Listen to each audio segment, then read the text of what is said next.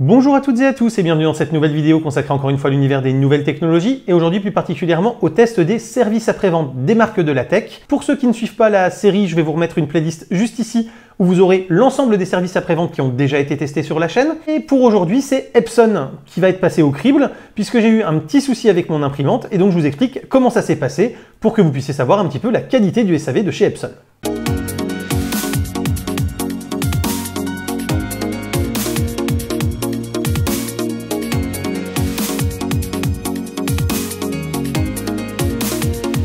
Alors simplement pour reprendre un petit peu pour ceux qui ne connaissent pas la série, le test des SAV permet donc de tester un service après-vente, jusque-là ça paraît logique, avec un barème très bien défini qui permet d'avoir une constance de notation et donc de pouvoir ensuite comparer les qualités de prestation de chaque service client ou de chaque service après-vente. Et donc j'ai mes petites notes juste ici pour bien sûr ne pas me tromper puisque je ne me souviens pas des notations par cœur. Alors donc pour la facilité à trouver le contact, déjà on est sur une note de 10 sur 10 puisque vous avez carrément un téléphone non surtaxé.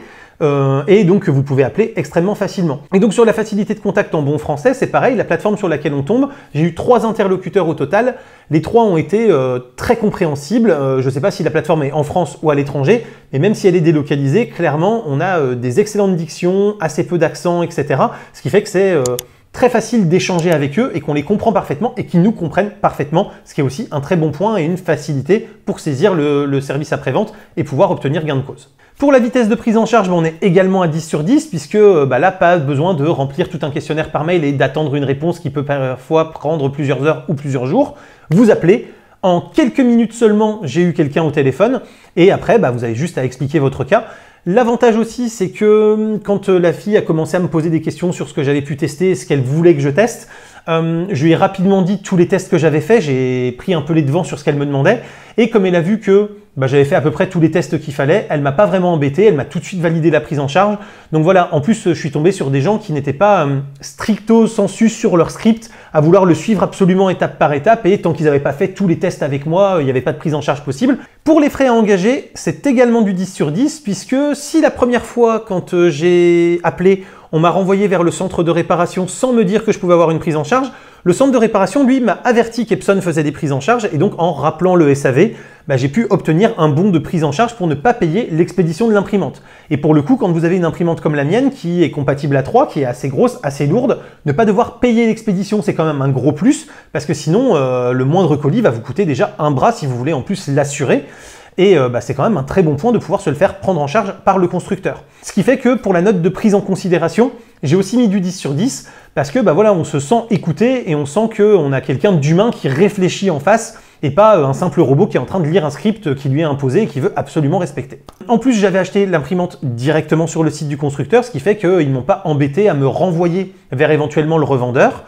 et donc c'est eux qui ont tout de suite donné et fait jouer la garantie. Pour la résolution finale du problème, forcément quand on est sur une réparation à distance, ça prend du temps. C'est-à-dire que quand vous allez devoir envoyer votre objet, attendre qu'il soit dans le centre de réparation, qu'il soit réparé et qu'il vous revienne, malheureusement il n'y a pas de miracle. Le seul miracle qu'il pourrait y avoir, ça serait que vous ayez un échange a priori, c'est-à-dire ce que fait par exemple Dell avec ses écrans ou WD avec ses disques durs. C'est-à-dire vous envoyez d'abord un exemplaire de remplacement,